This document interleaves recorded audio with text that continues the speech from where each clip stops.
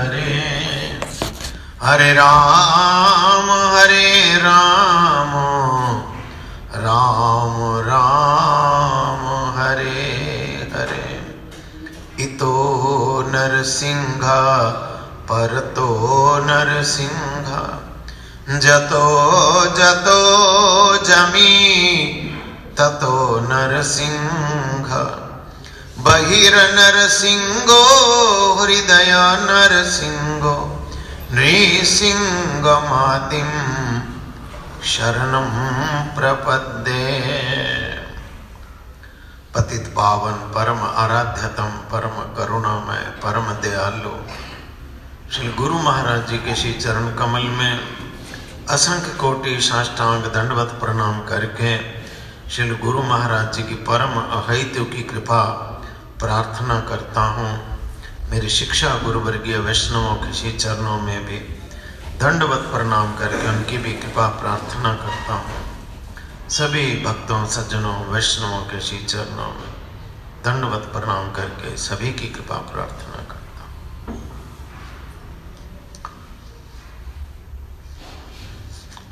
गद्दा है नीचे।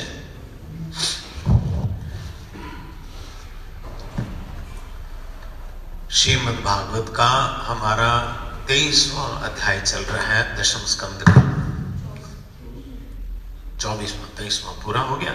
हाँ, 23वां पूरा हो गया, 24वां चल रहा है। गोवर्धन धारण लीला मैंने देखा आज। अभी जब भगवान के और नंद महाराज के आपस में सवाल जवाब चल रहे हैं, बड़े गंभीर हैं, है ना। इसलिए मैं भी कल से 5-6 दिन के लिए बाहर चले जाऊंगा और बड़ा लंबा प्रसंग है ये, कई दिनों में समाप्त होगा। इसलिए आज इसे मैं छोड़ रहा हूँ। हम पूरा होगा ही नहीं, 24वां अध्याय भी पूरा नहीं होगा, फिर इसको ले लेंगे। तो आप लोगों को याद है, हमने नामदेव जी का चरित्र डिटेल से सुना। रख दे अमन वहां टेबल पर। फिर कल वो सुना, जनाबाई का चरित्र सुना। नामदेव जी के चरित्र में हमने सुना था कि नामदेव जी को कितनी बार भगवान के दर्शन हुए। दर्शन होने पे भी उनको कहा गया अभी कच्चा ही है। दर्शन होने पे भी भगवान ने जहां तक कह दिया, तुम मुझे जब बुलाओगे, जब याद करोगे, मैं आ जाऊंगा। सुना आपने?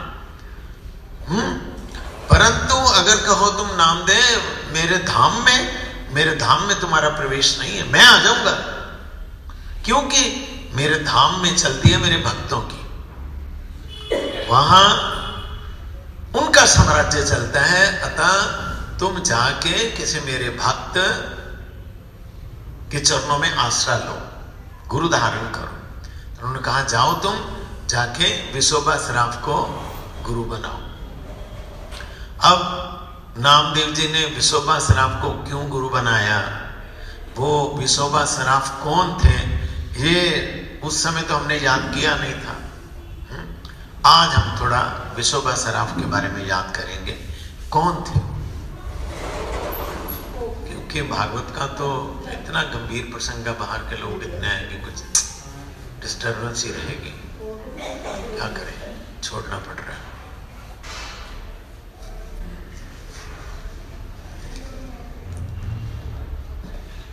तो जो लोग रोज आते हैं ना, उनकी कंटिन्यूटी बनी रहती है। क्या पूछा था भगवान ने, नंद महाराज ने क्या जवाब दिया।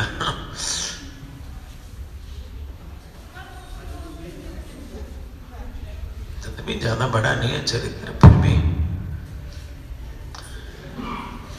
जहां श्लोक दिया गया मोह मुद्गर का, मोह मुद्गर है शंकराचार्य जी द्वारा रचित।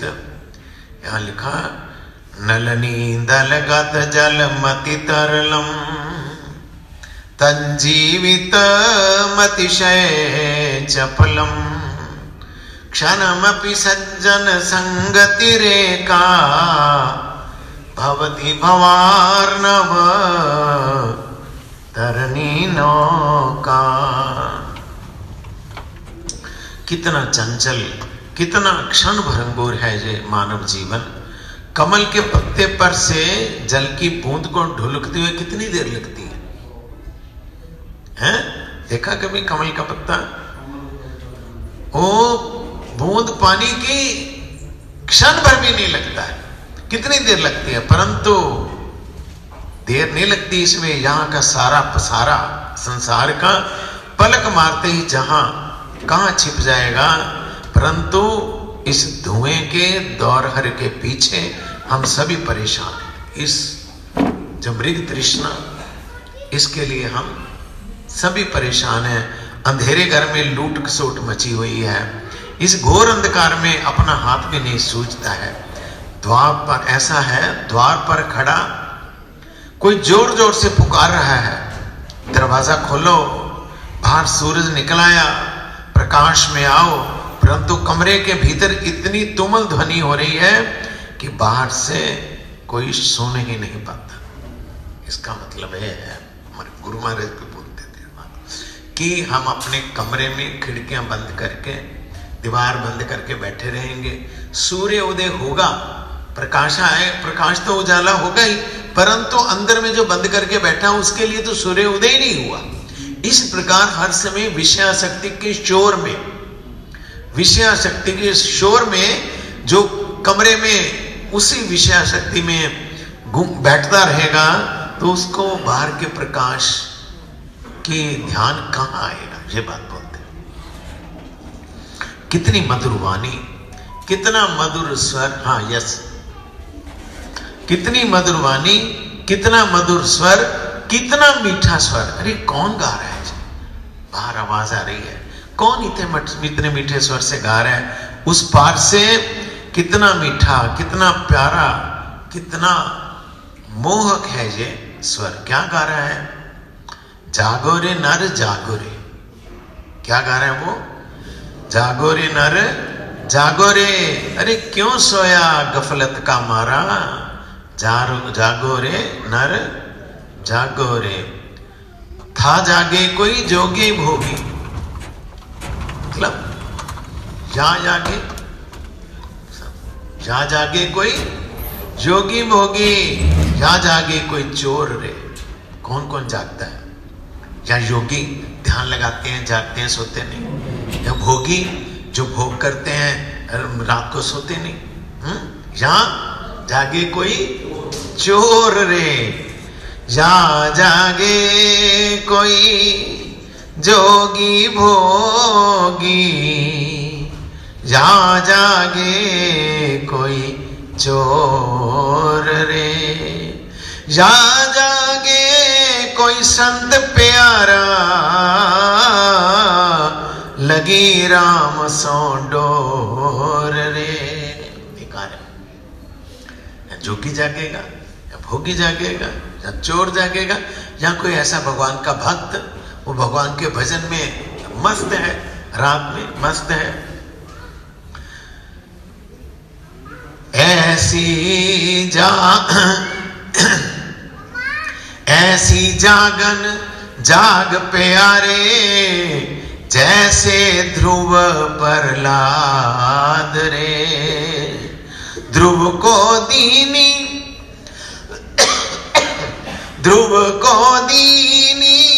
अटल पदवी, और प्रहलाद महाराज को राज रे। जागो रे नर जागो रे, क्यों सोया गफलत का मारा, जागो रे नर जाग रे। मन है मुसाफिर तन सराय में, तू कीता अनुराग रे। रैन बसेरा कर ले डेरा, उठ चलना प्रभात रे। एक गान हो रहा है। साधु संगत सदगुरु की सेवा, पावे अचल सुहाग रे। नित्यानंद भज राम गुमानी, जागत पूरन भाग रे। जागो रे नर जागो रे। प्यार से, इतनी आत्मीयता के साथ ये कौन गा रहा है? इस अंधेरे घर में प्रकाश की किरणें कौन फेंक रहा है? ये तो कोई दया परवश संत ही है जो स्वयं जगा हुआ है और अखंड आनंद का सुख लूट रहा है, लूट रहा है। इसीलिए छोड़ा मैंने गोवर्धन को। वह जगत को जगाने के लिए इतना व्यग्र क्यों दिखता है साधु? क्या इसमें एकमात्र हेतु उसकी दया परवशता नहीं है? साधु की दया परवशता क्या है? आप तो आनंद ले रहे हैं, उसकी इच्छा है दूसरे भी इस आनंद को लूटें। जगत की निद्रा से मुक्त भगवान में जागने वाले संत इस संसार के जीवों को दया परवश ही जगाते फिरते हैं। वे एक एक करके द्वार पर जाकर जागते हैं, जगाते हैं, परंतु किसे जागने की पड़ी है? सभी तो सोने का आनंद ले रहे हैं, कोई उठना नहीं चाहता है। तो वो जाके बोलते हैं, हमारे भक्ति ठाकुर ने बोला नहीं, जीव जागो, जीव जागो, गोरा चांद बने, जागो। ऐसे ही दयालु संत हैं विसोबा जी, जिनके बारे में हम सुने। आज इन्हीं का गुण चिंतन किया जाए और इनकी सन्निधि में ही रहा जाए। भगवान की भांति सुनो, भगवान की भांति भक्तों का गुण चिंतन भी जन्म जन्म के कलमश को मिटाकर चिर शांति और शाश्वत आनंद प्रदान करता है। जिसका प्रकार भगवान का चरित्र गान करने से चिरकाल तक शांति, मतलब हमेशा के लिए शांति और आनंद मिलता है। सच्चा आनंद, शाश्वत का मतलब सच्चा आनंद मिलता है। उसी प्रकार भगवान के भक्तों के गुण चिंतन से भी ऐसा ही होता है। शंकराचार्य, आदि शंकराचार्य जी ने मोह मुद्गर में कहा है कि सज्जन पुरुषों का एक क्षण का, जय श्री श्री गुरु गौरांग श्री राधा वल्लभ जी की जय, एक क्षण का भी संग संसार सागर को पार करने के लिए सुदृढ़ नौका है। क्षणमपि सज्जन संगति रेखा, एक क्षण का सज्जन पुरुषों का संग, संगति रेखा भवती भवार्णव तरनी नौका, ये भवसागर से पार करने वाली किश्ती बन जाती है अच्छे पुरुषों का किया गया संग, साधु का किया गया संग। ये बात किसने बोला? शंकराचार्य जी ने बोला। आप जानते हैं पंढरपुर, उनके जनाबाई के चरित्र में और नामदेव के चित्र में सुन लिया, पंढरीनाथ जहां विराजते हैं। पंढरपुर और प्रभु पंढरीनाथ से हम सभी परिचित हैं। यहां से 50 कोस के अंतर पर औड़वा नागनाथ एक अत्यंत प्राचीन शिव क्षेत्र है अवड़ानाथ नाथ। वहां से 50 कोस मतलब 2.5 गुना ज्यादा एक जगह है। कई लोग तो इसको 12 ज्योतिर्लिंगों में भी मानते हैं, अवड़ा जगन्नाथ, अवड़ा नागनाथ को। विसोबा यहीं के रहने वाले थे। अवड़ा नागनाथ महाराष्ट्र में जो जगह है वहां के रहने वाले थे। जाति के यजुर्वेदी ब्राह्मण थे। चरित्र नहीं पढ़ने से था लगेगा वो बनिए थे, श्राप थे। यजुर्वेदी ब्राह्मण थे, परंतु काम करते थे सराफी का, इसलिए वो विसोबा सराफ के नाम से ही प्रख्यात हुए। घर में एक सती साध्वी धर्म पत्नी और 4 लड़के थे विसोबा सराफ के। कैसी फैमिली थी? 4 लड़के थे। जीवन बड़ा ही सादा और सेवा परायण था तथा सबके सब साधु सेवी थे, पत्नी भी और चारों के चारे लड़के भी। व्यवसाय में रहते हुए भी विसोबा का चित्त निरंतर भगवान में बसता था। वे एक आदर्श गृहस्थ थे और गृहस्थ धर्म का मुख्य व्रत अतिथि सेवा उन्हें प्राणों से भी प्यारा था। वो उनके घर में कोई भी आता था उसको साक्षात नारायण समझते थे। अतिथि को नारायण समझ के उनका आदर सत्कार वो विसोबा सराफ करते थे। पत्नी भी अनुकूल थी और बच्चे भी इतने आज्ञाकारी कि यदि कोई घर में खाना खा लिया सबने, खाना खाने के बाद अगर कोई संत महात्मा आ जाए तो होड़ लग जाती। कि मैं इसको तैयार करके दूंगा, मैं तैयार। अगर खाना ना खाया होता तब भी होड़ लगती। एक लड़का बोलता मैं आज नहीं खाऊंगा, मेरा इनको दो। पत्नी बोलती मैं नहीं खाऊंगी, मेरा इनको दो। इस प्रकार अतिथि के प्रति सारे परिवार में ही आदर था। और ये सब देख के, परिवार की दशा देख के विशोबा को बड़ा ही आनंद लगता था। वे अतिथि को साक्षात नारायण समझकर उसकी सब प्रकार से सेवा करते तथा उसके सुख और सुविधा की एक एक बात का पूरा ध्यान रखते। सोचते आज तो साक्षात हरि ने मुझ पर दया की है, आज जिस प्रकार भी हो इनकी सेवा से अपने जीवन को धन्य मुझे कर लेना चाहिए। किसी अतिथि के आते ही वे अपनी पत्नी और बच्चों से धीरे से कहते, देखो आज स्वयं प्रभु इस वेश में हम लोगों के घर पधारे हैं, इनकी पूजा करो, इनको संतुष्ट करो। घर वाले भी सेवा करने में अपना परम सौभाग्य समझते। एक बार की बात है, भयानक अकाल पड़ गया, दुर्भिक्ष पड़ गया, अकाल हो गया, सब जगह अनाज का अभाव हो गया, मारामारी हो गई, भूख से रुपए का 2, पुरानी बात है, रुपए का 2 सेर बिकने लगा, मतलब इतना महंगा हो गया। आज की बात तो नहीं, नाम दे चुका है, कितने वर्षों हो गए। और वो भी बाद में पैसा देने से भी अन्न मिलना मुश्किल हो गया, अप्राप्य हो गया। अन्न है ही नहीं, अकाल बोलते किसको है, मिल नहीं रहा।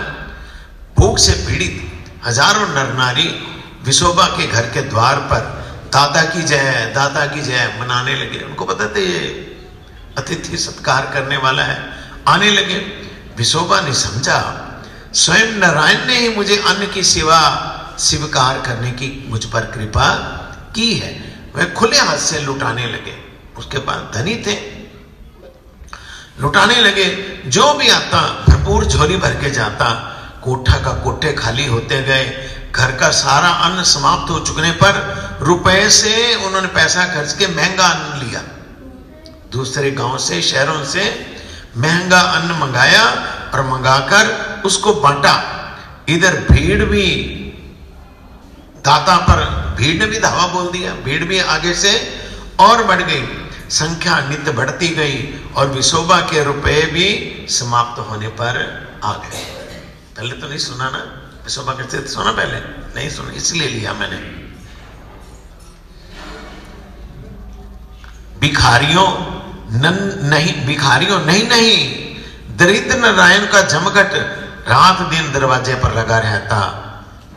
मां के स्तन में दूध ना होने पर बच्चा जैसे उसे चूसता ही जाता है, उसी प्रकार विशोबा के निर्धन हो जाने पर भी जो अतिथि थे उनकी बाढ़ समाप्त नहीं हुई, वो और ज्यादा अतिथि आगे से आने लगे।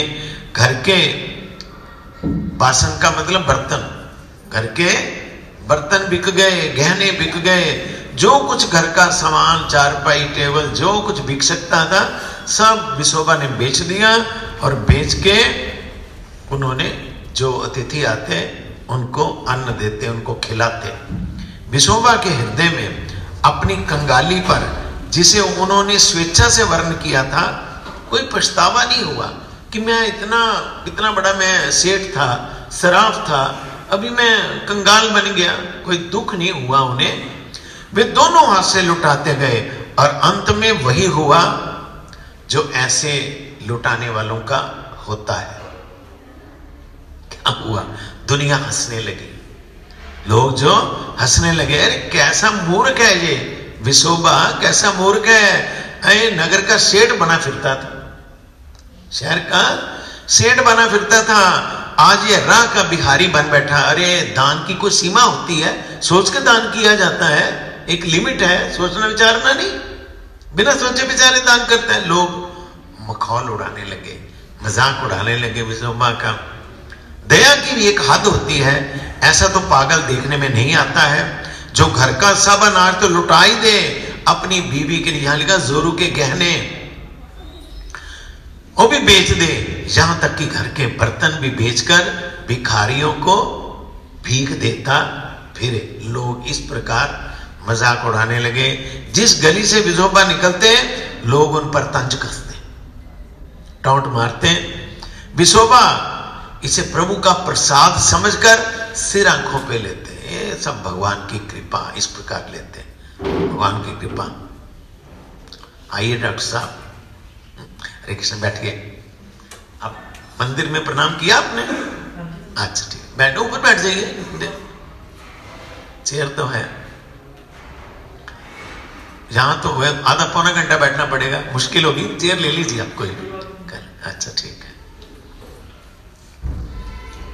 तो वो जो लोग टॉन्ट मारते हैं उन्हें जब गली से निकलते हैं, तो इसे भी वो भगवान की कृपा को समझ के ही लेते।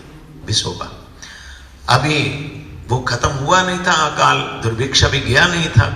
विसोबा का हृदय लोगों की बढ़ती हुई दुर्दशा को देखकर और टूक टूक होने लगा कि हाय हाय, भूखे मर रहे हैं, इनके पास अन्न है ही नहीं, मेरे पास भी सब कुछ खत्म हो गया, मेरे सामने मैं इनकी दुर्दशा को कैसे देखूं। घर में पैसे थे नहीं कि अन्न लाकर बांटा जाए, सब तो बेच दिया, और बेच के भी महंगा अन्न खरीद करके वो बांट दिया। परंतु विसोबा हिम्मत हारने वाले जीव नहीं थे। अपने गांव से कई कोस दूर एक गांव है, उसका नाम है कासे गांव, पंढरपुर में कासे गांव। वो कासे गांव में एक पठान रहते थे। कासे गांव में वो पठान के पास गए, उसके पास पठान के पास गए, और कई हजार रुपए, बहुत जो ब्याज की दर चल रही थी उससे कहीं ज्यादा दर पर वो ब्याज से पैसे लेके आए। मान लीजिए 1 रुपया चल रहा है तो 5 मतलब और ज्यादा उसने पठान ने ब्याज मांगा। ब्याज पे वो कई हजार रुपए ले आए। ले आके क्या किया, पठान तो जानता ही था कि ये बड़े सराफ हैं, अभी इनकी दशा हो गई है, तो पठान ने पिछली बात को याद करके वो बिना आन्याकानी किए उनको वो रकम दे दी, पर नोट लिखवा लिया, गवाहियां दिलवा ली हो उस पर, जो वहां के कासे गांव के लोग थे बड़े बड़े, और नोट लिखवा लिया। रुपए लेकर विसोबा घर की ओर बढ़े तो उनके आनंद का कोई ठिकाना ना था। वे ऐसे भी लोग होते हैं, आनंद का कोई ठिकाना ना था। वे राह भर यही सोचते आए कि इतने रुपए से कई दिन तो जो दरिद्र नारायण है मेरे अतिथि होके आएंगे, कई दिन तक तो मैं सेवा कर ही सकता हूं। इस प्रकार सोचता आया। सबके सब रुपयों का अन्न ले आया वो और बांटने लगा। सबको जो आया चावल देता है, गेहूं देता है। विसोबा की इस निष्ठा से प्रभु का सिंहासन डोल गया, भगवान का डोल गया, और वे आए अपने इस प्यारे भक्त का दर्शन करने के लिए, ना कि इसको दर्शन देने के लिए। ऐसा नहीं बोले। विसोबा देखिए, ये भक्ति है ना, जो भक्ति है कृष्ण आकर्षणी, भक्ति भगवान को खींच लेती है। भक्त क्यों जाएगा भगवान के पास, भगवान आएंगे भक्त के पास। इस प्रकार उसकी भक्ति में इतना बल होता है, वो खींच के आएंगे भगवान। विसोबा की इस प्रकार की अतिथियों को नारायण समझने की सेवा भावना से उनसे रहा नहीं गया। हाय हाय, इसने तो कमाल कर दिया। भगवान आए भक्त का दर्शन करने के लिए। वो किस प्रकार छिप छिप कर किस वेश में आते हैं, परंतु हाय हम उन्हें पहचान नहीं पाते और वो द्वार से ही लौट जाते हैं। हमारी उपेक्षा और झिड़कियों से वे कभी उबते नहीं। वे आते हैं, फिर द्वार पर धक्का देकर बोलते हैं, अरे मानव खोलो, अपना हृदय का द्वार खोलो, मैं तुमसे मिलने आया हूं। मुझे तुम्हारे बिना, तुम्हें देखे बिना चैन नहीं, जरा खोलो तो। परंतु अभागा मानव प्रभु की इस आतुर पुकार सुनकर भी अनसुनी कर देता है। इतना व्यस्त है वो इस प्रपंच में, इस दुनिया में, कि उसको भगवान की आहट भी सुनाई नहीं देती है। प्रभु आए, स्वयं हरि पधारे, और किस रूप में वो भी देखिए। दाता की जय हो, मालिक की जय हो। वो विसोबा के द्वार पे आके बोलने लगे, जय हो मालिक की सरकार की, बहुत दिनों का भूखा हूं, हे मालिक बहुत दिनों का भूखा हूं, पेट में अन्न का एक दाना भी नहीं गया, कहीं कोई बात पूछता नहीं, आपका नाम सुन के आया हूं कि आपके द्वार पे जो अतिथि आता है वो निराश नहीं लौटता है। एक मुट्ठी अन्न की दया हो, भगवान आपका भला करे, दाता आपकी जय हो, इस प्रकार गुहार लगाई उसने। भिखारियों की भीड़ में पीछे से एक आर्त चित्कार की आवाज इस प्रकार आ रही थी। गंदे चिथड़ों में लिपटा हुआ एक नरकंकाल हाथ उठाकर वही बड़ी कठिनाई से दाता की ओर बोल रहा है। एक पतला सा हड्डियां निकली हुई हैं, है ना, वो भिखारी हाथ उठा के इस प्रकार विसोबा के द्वार पे आके आवाज दे रहा है। विसोबा ने उसकी ओर देखा और बड़े ही भाव से हृदय भरकर उसे देखा। जल्दी जल्दी सबको दे चुकने के बाद जब उसकी बारी आई, वह बेचारा अपने स्थान पर ही खड़ा लड़खड़ा रहा था। खड़ा होने की भी हिम्मत नहीं थी, उसमें और चलने की शक्ति नहीं थी। विसोबा उसके पास पहुंचा, शरीर से भयानक दुर्गंध आ रही थी। उसे गोद में उठा लिया, विसोबा ने गोद में उठा लिया। उसे थोड़ी पता है, मतलब कहने का वो तो हर अतिथि को ही नारायण समझता है, किस प्रकार होना चाहिए, ऐसे ही नहीं रीझ गए भगवान उस पर। तो गोद में उठा लिया, गोद में उठाकर अपने घर ले आया।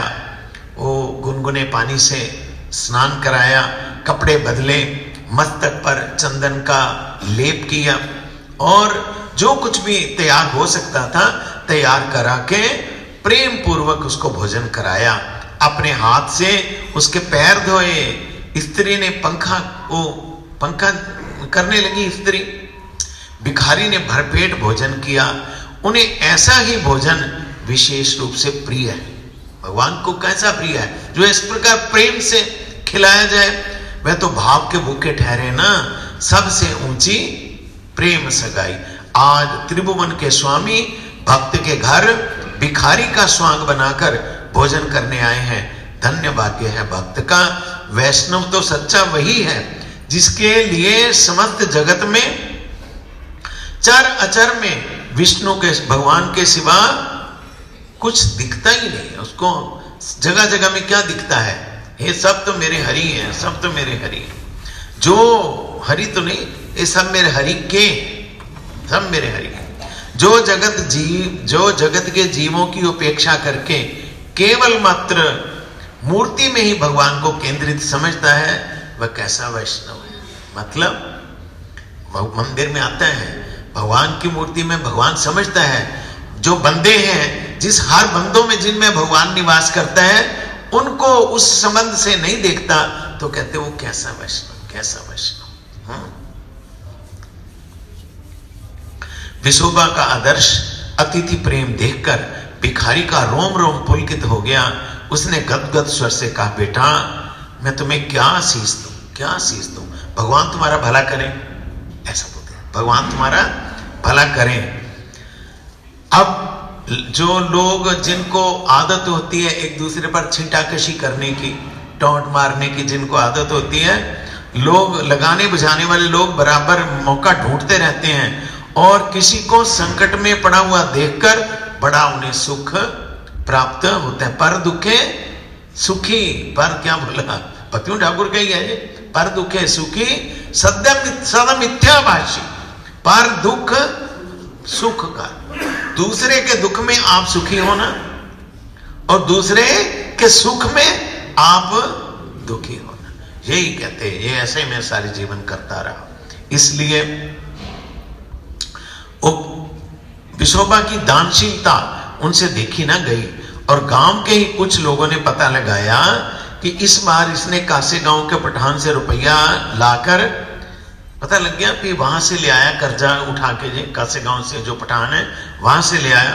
फिर क्या था, पठान के पास चली गई मंडली, गांव की लोगों की मंडली पठान के पास चली गई। देखो वो इतनी दूर था, वहां पर चले गए। जाकर विसोबा के बारे में बता दिया, तो दिवाला, उसका तो दिवाला निकला हुआ है। आप जैसे सियाने व्यक्ति ने उसको कैसे पैसे दे दिए? उसके पास है क्या? आप कैसे अपना पैसा लेंगे? लगाने बुझाने वाले इसको बोलते हैं। दूसरे को जाके करने लगे। वो विसोबा के पास रुपए थे कहां कि वो देगा, परंतु ना जब पठान को बोला लोगों ने जाके, तब पठान भी उनकी बातों में आ गया। उसे अपनी भूल का एहसास हुआ, हाँ भाई मैंने तो वाकई गलती कर दी, मैंने इतने रुपए दे के, वो तो पहले ही उसका दिवाला निकला हुआ है, कहां मेरे रुपए वापस करेगा, वो कहां देगा। वो आ गया, वो सीधा आके विशोबा के घर आ गया और रुपए मांगने लगा। वो मांगने लगा, विशोबा के पास रुपए थे कहां कि वह देता, पैसे तो थे ही नहीं उसके पास। परंतु उसने कहा आप धीरज रखिए पठान जी, धीरज रखिए, 7 दिन में कहीं ना कहीं से प्रबंध करके मैं आपके पैसे लौटा दूंगा। नाना बोलता, नाना, पठान बोलता, नाना मैं सब बहानेबाजी नहीं सुनता, मुझे अभी रुपए दो या गांव के किसी संपन्न आदमी की जमानत दिलाओ, किसी अमीर आदमी का जमानत दिलाओ कि 7 दिन के बीच तुम पैसे दे दोगे। गांव के कुछ भले आदमी भी थे, वो जानते थे कि विशोबा कभी असत्य नहीं बोलता है, चाहे उसे प्राण ही क्यों ना गंवाने पड़े। उन लोगों ने आके पठान को मना लिया। अब बोल रहा है 7 दिन में देगा तो आप मान जाइए, दे देगा। 6 दिन बीत गए, विशोबा कहीं से भी पैसे का कोई प्रबंध नहीं कर पाया।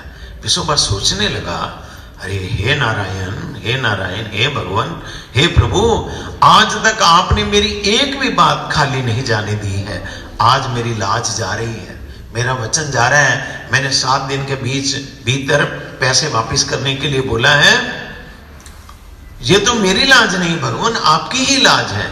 हे हरि, मैं तो आपकी ही बाट जो रहा हूं, तुम ही तो मेरे संगी हो, तुम ही तो मेरे जन्म मरण के साथी हो। चाहे जो हो जाए, आपको छोड़ के कहां जाऊं मैं, आपने मेरी बात सुनेंगे तो कौन सुनेगा। इस प्रकार वो दिल से प्रार्थना करने लगा। ऐसा अलौकिक भाव जिस भक्त का हो, क्या प्रभु कभी उसकी उपेक्षा कर सकते हैं? भगवान भी उपेक्षा नहीं कर पाते हैं। ऐसा कौन सा संकट है, कौन सा ऐसा संकट है जिस संकट से भगवान उभार नहीं सकते हैं भक्त को। भगवान को क्या बोलते हैं हम लोग? सर्वशक्तिमान बोलते हैं। सर्वशक्तिमान बोलने से क्या इंप्लीकेशन होती है? बोलो, सर्वशक्तिमान बोल दिया, क्या इंप्लीकेशन होती है सर्वशक्तिमान की?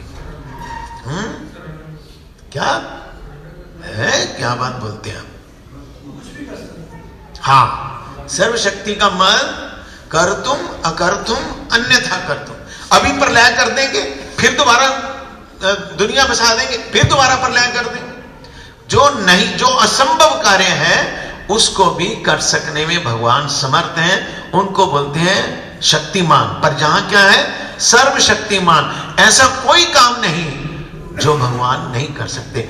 अगर बोल दिया भगवान को सर्वशक्तिमान, तो फिर ये बोले ये वो कर सकते हैं, ये नहीं कर सकते, तब तो वो सर्वशक्तिमत्ता उनकी रहेगी नहीं, वो इससे संबंधित नहीं है।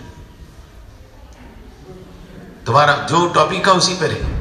हमने हमारे गुरुजी से हमने सुना, जब गुरुजी, हमारे परम गुरुजी गए बांग्लादेश में, एक जगह है मेमन सिंह वाला, मेमन सिंह, वहां हाथी बहुत है। मैं भी जब गया था तो मैं देख के आऊं, वो जंगल है ना। तो वहां मेमन सिंह वाले में प्रचार करने के लिए गए। जब गुरुजी, ये तो बिफोर फ्रीडम की बात है, जब प्रचार करने के लिए इतनी बड़ी सभा में एक मौलवी खड़े हो गए। क्यों? तब मुसलमान और हिंदू सभा में दोनों ही आते थे। मौलवी खड़े हो गए उठ के सभा के बीच में। तो उन्होंने कहा, गुरुजी, महात्मा जी, आप भारत से यहाँ पर बुत परस्तवाद प्रचार करने के लिए आए हैं। बुत परस्तवाद मतलब मूर्ति पूजा, आइडल पूजा, ये करने आए हैं। तो गुरुजी ने उनको कहा, आप खड़े हैं ना, पूछा, नाम पूछा प्यार से, तो आप खुदा मानते हैं किसी को? आप पूर्ण शक्ति मानते हैं? हाँ, हम खुदा को पूर्व शक्तिमान मानते हैं। गुरुजी ने पूछा, आपके खुदा का कोई शक्ति है? उनका हाँ, हम खुदा को पूर्ण शक्तिमान मानते हैं, उन्होंने जवाब दिया। तब गुरुजी ने समझाया, आपने अपने प्रश्न का उत्तर आप ही दे दिया। आपने बोला कि खुदा क्या है? सर्वशक्तिमान है। जब सर्वशक्तिमान है तो वो क्या मूर्ति में नहीं आ सकता है? अगर नहीं आ सकता तो सर्वशक्तिमान बोल नहीं सकते, नहीं बोल सकते। तो सर्वशक्तिमान है तो वो मूर्ति के रूप में प्रकट नहीं हो सकता क्या? तब गुरु जी ने कहा, आपके खुदा के पास कितनी शक्ति है ये तो हम नहीं जानते हैं, हमारे भगवान में जो शक्ति है, यहां मेमन सिंह वाला का इतना इतना बड़ा हाथी है, इतना बड़ा बड़ा हाथी है, एक सुई, बारीक सुई, हाथ से सिलने वाली बारीक सुई का नक्का, जिसमें बारीक धागा भी निकालना मुश्किल है, वो भी समय लगता है उसको निकालने में, वो सुई के नक्के से करोड़ हाथी इधर से उधर, उधर से उधर ले सकता है, हम उसको भगवान मानते हैं। इसको बोलते हैं सर्वशक्तिमान। Without touching the walls of needle, गुरुजी ने कहा, सुई के किसी भाग को स्पर्श किए बिना हाथी इधर से ले सकता है, उधर से उधर, भगवान सब कुछ कर सकते हैं। अगर नहीं तो उन्हें सर्वशक्तिमान नहीं बोला जा सकता है। इस प्रकार जो सर्वशक्तिमान भगवान है, कहां गया? हां, जो काम कोई नहीं कर सकता भगवान वो काम कर सकते हैं। और कैसी अपरंपार है उनकी लीला, क्षण में असंभव को भी संभव और संभव को भी असंभव कर देना उनका एक कुतूहल है। घर में दिया जलाने से जैसे झरोखों में भी प्रकाश दिखाई देता है, वैसे ही मन में जब भगवान प्रकट होते हैं तब इंद्रियों में भी भजन का आनंद प्रकट होने लगता है। विशोबा आज एकांत में बैठा बैठा प्रभु का नाम कर रहे हैं। इन सब का नाम एक ही है, क्या कल सुनाया था? विठल, पंडरीनाथ, और उनका कीर्तन है, विठल भगवान को याद करते हैं। विठल और रखूबाई, लक्ष्मी जी का नाम है रखूबाई। जो मंदिर है पंढरपुर का, एक प्रकोष्ठ में विठल है और एक प्रकोष्ठ में रखूबाई, मतलब रुक्मिणी, लक्ष्मी स्वरूपा रुक्मिणी जी। उसकी वाणी, आंखों से आंसुओं की धारा बहने लगी। विशोबा के आंखों से एकांत में बैठा है, प्रभु का नाम, जय विठल जय विठल विठल, जय विठल जय विठल विठल, है रखो भाई विठला, इस प्रकार कीर्तन कर रहा है। आंखों से आंसुओं की धाराएं बह रही हैं, वाणी गदगद हो रही है, भगवान का नाम स्मरण अखंड हो रहा है। भक्त की लाज भगवान की लाज है, भक्त की टेक भगवान की टेक है। पंडरीनाथ ने विशोबा के लिए विशोबा के मुनीम का रूप धारण कर लिया। भगवान आए, विठल भगवान, और विशोबा के जो मुनीम काम करता था, मुनीम बन गए, मुनीम बन गए और गए वहां पठान के पास, उसके गांव में, कासे गांव में पठान के पास गए और जाके उसको बोला, आप अपना हिसाब करिए, आपके कितने पैसे हैं, कितना आपका सूद है, ब्याज है, हिसाब करिए। प्रार्थना की। पठान हैरान हो गया, अरे इतने अकाल में भी इसको आज विशोबा को कितने पैसे दे दिए, जो मेरे मुनीम को भेज दिया मेरे पैसे उतारने के लिए। परंतु मुनीम ने कहा, विशोबा की साख उसकी सच्चाई के कारण सदा बनी हुई है। कई आदमियों के सामने बुला लिया, जिनके पर नोट पर दस्तखत थे, गांव के लोगों को बुला लिया, उनके सामने में हिसाब हुआ और मुनीम जी ने पाई पाई चुका दी। दूसरे दिन प्रातःकाल विशोबा ने पाठ करने के लिए जैसे ही गीता को खोला, गीता पढ़ते थे रोज, जैसे ही गीता को खोला देखा उसमें वो परनोट फटा हुआ पड़ा है, जो लिखा था फटा हुआ पड़ा है। उसे बड़ा आश्चर्य हुआ, वह सीधा पठान के पास पहुंचा कि हाय हाय, ये परनोट कैसा फट गया, मैंने तो आपके पैसे देने हैं, मैं पक्का हूं। उसे तो पता नहीं था कि भगवान ही वो मुनीम के रूप में आके पैसे दे गए हैं, और अपनी असमर्थता प्रकट करने लगा। पठान को भी कुछ समझ में नहीं आ रहा था। उसने कहा, आप क्यों ऐसे परेशान हो रहे हैं, कल ही तो आपके मुनीम जी आए थे और सारा का सारा मेरा हिसाब चुकता कर गए हैं। विश्वास ना हो तो गांव के और लोग भी थे, उनके दस्तखत देख लो, उनके सामने में सारा उनके पूछ लो, गांव के लोगों की शहादत मिलने, वो जो उनकी समर्थन मिलने पर भी विशोबा को आश्चर्य हुआ, कुछ समझ ना पाए। वापस आए, घर पर लौटे और आके ने मुनीम से पूछा, अरे भाई सच सच बताओ मुझे, ठीक ठीक कहो, तुम कल पठान के पास कब गए और कहां से पैसे लेके तुमने मेरा हिसाब चुकता किया है? मुनीम बेचारा हक्का बक्का रह गया, कहता तो क्या, ना महाराज ना महाराज, कहते मैं सच कहता हूं, आपके चरणों की शपथ, मैं इस बारे में कुछ नहीं जानता हूं, मैं तो पठान के यहां गया ही नहीं, आप विश्वास मानिए।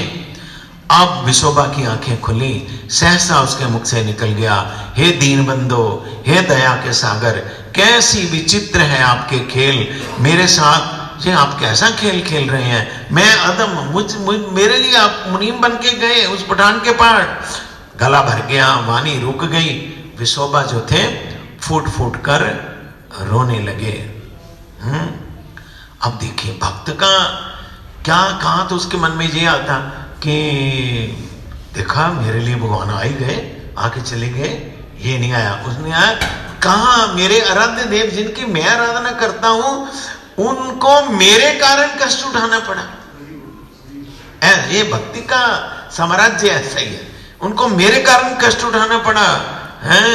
अब सोचा बस अब जो हो गया सो हो गया, अब मैं क्या करूंगा, सारा जीवन जितना रह गया ये एकमात्र भगवान के स्मरण में, भगवान के भजन में मैं सारा जीवन बिताऊंगा। और अपने गांव से वहां औड़ा जगत नागनाथ से आ गए, कहां, पंढरपुर आ गए। पंढरपुर आके हे भगवान हृदय में आपका ध्यान हो, मुख से उनका नाम हो, कीर्तन हो, कानों में सदा उनकी कथा गूंजती रहे, उनका गुणगान गूंजता रहे, उनकी पूजा हो, उनकी मूर्ति मन में विराजती रहे, चरणों में उन्हीं के स्थान की, चरणों से उन्हीं के स्थान की यात्रा हो, और रसना में उन्हीं के चरणोदक का रस हो, भोजन हो तो बस उन्हीं का प्रसाद हो, प्रणाम हो तो उन्हीं के चरणों में आलिंगन हो, आलाद से उन्हीं के भक्तों का, और क्या आधा पल भी उनकी सेवा के बिना व्यर्थ न जाए। इस प्रकार विशोबा ने भी संकल्प किया और इस प्रकार बाकी का सारा जीवन उन्होंने इस प्रकार भगवान का भजन करते हुए गुजारा। फिर वो बाद में संत ज्ञानेश्वर का नाम आपने सुना ही होगा, बहुत बड़े महाराष्ट्र के संत हुए हैं।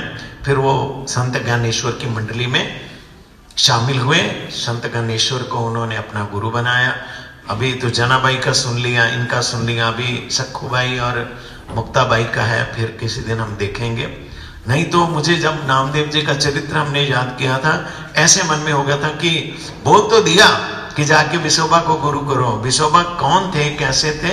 हमारे गुरु भाई थे बड़े, वाईपी शर्मा जी, वो हमको सुनाते थे, उनसे हमने सुना था ये चरित्र विशोबा का। जो भी है, समय भी ज्यादा नहीं है, 5-7 मिनट है, अभी ग्रंथ को नहीं लेंगे, 5-7 मिनट, कीर्तन ज्यादा हो जाएगा आज, अच्छा ही आज है क्या? हाँ, आज देखो कल इन्होंने जब, तो हमारे तो पड़ोसी हैं, सामने घर है ना, आप की कहते पंजाबी में बोले तो संता गवांढी ना ननवसद है तो जो भी है, बहुत अच्छी फैमिली, लड़के इनके इतने कोऑपरेटिव हैं, दोनों ही बेटे बहुत कोऑपरेटिव हैं, बहुत नम्र फैमिली है। इन्होंने, इनकी पोती की शादी हुई, वो दामाद जी आए हैं जिनको मैंने डॉक्टर साहब बोला, डॉक्टर कुशांत, और वो बेटी तो हमारे हाथों में जन्मी, हमारे हाथों में पली, है ना। शादी हुई तो इनके मन में था कि मैंने शादी तो पोती थी कर दी, परंतु मठ के भक्तों के लिए कोई प्रसाद का आयोजन नहीं किया, ये मन में बहुत था इनके। तो बाहर इन्होंने राम जी को फोन किया, मुझे भी बोला कई बार, मैंने भंडारा करना है, भंडारा करना। तो मैंने तो कहा कि आप अभी थोड़े दिन ठहर जाइए, सर्दी है अभी। इन्होंने कहा हमारे ठाकुर जी के लिए एक पोशाक भी मैंने तैयार करवानी है। तो मैंने कहा कि पोशाक जिस दिन पहनाएंगे ना, आप उस दिन भंडारा कर देना। कहते नहीं, फिर तो बहुत देर हो जाएगी। फिर मेरे मन में भी आया, रामायण का उपदेश है, शुभस्य शीघ्रम, शुभ काम में ज्यादा देर नहीं करनी चाहिए, उसको टालना नहीं चाहिए। जो अशुभ काम है उसको टालते रहना चाहिए, वो टालते टालते टल ही जाएगा, और शुभ काम को जल्दी कर लेना चाहिए। तो हमने सोचा कि 8-10 दिन बाद कर देंगे, थोड़ी सर्दी भी कम। ना ही नहीं करते, देर हो जाएगी, देर हो जाएगी। तो फिर ठीक है, हमने डिसाइड किया। ये राम जी बोलते हैं कल 15 तारीख है, 15 तारीख में द्वादशी। मैं कहा द्वादशी में तो सारा दिन खाने पीने के बाद फिर रात को खाएंगे, तो सुबह खा ही लिया। जब फिर मैंने आज पत्रिका देखी तो आज परम पूज्य भक्ति वेदांत त्रिविक्रम महाराज की आज आविर्भाव थी उनकी। बाद में मैंने देखी ना पत्रिका में देखा बहुत बड़े संत हुए हैं, बहुत बड़े वैष्णव हुए हैं। ये भगवान अपने आप कुछ ना कुछ जुगाड़ कर देते हैं। उनका इतना नाम है परम पूज्य भक्ति वेदांत, ये 3 का नाम। अगर देवानंद गौड़ी मठ को देखना है तो एक परम पूज्य वामन गोस्वामी महाराज, एक नारायण महाराज और एक जय परम पूज्य भक्ति वेदांत त्रिविक्रम महाराज। उनका बड़ा वो चरित्र है, किस प्रकार उन्होंने भजन किया, किस प्रकार आदर्श दिखाया उन्होंने कृष्ण भजन का। बाई चांस आज उनकी भी जन्म तिथि है। भक्तों की जन्म तिथि में इस प्रकार भंडारे का आयोजन करना बहुत ही ज्यादा फायदेमंद होता है, बहुत लाभदायक होता है। भगवान की कृपा से हो गया। देख के तो नहीं रखा था ऐसा, पर मैंने जब देखी सुबह पत्रिका तो उसमें था। अच्छी बात ही है। तो हम डॉक्टर साहब, आप रिक्वेस्ट सुने हमारी, आप आइए, आपको ठाकुर जी की प्रसादी माला देंगे हम, आइए। दो अच्छा ही है, द्वादशी में होता है। हाँ ना, बढ़िया है, बहुत अच्छा है, अच्छा ही है।